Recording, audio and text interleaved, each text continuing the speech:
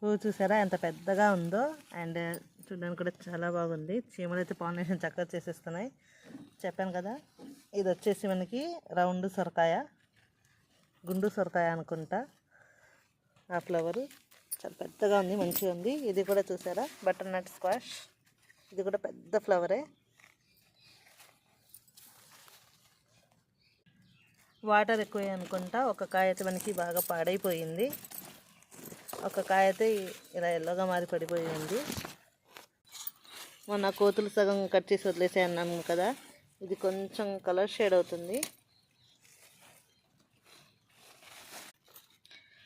కాయలు అయితే బాగా ఎక్కువగానే ఉన్నాయి. బట్ ఇవి ఎంత సైజులో వస్తాయి, ఎప్పుడు హార్వెస్ట్ చేయాలనేది ఇప్పుడేం అర్థం కావట్లేదు. సో మనం వెయిట్ చేయాల్సిందే.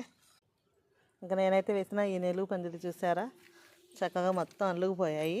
రౌండ్ సొర అండ్ బటర్ నట్ స్క్వాష్ రెండు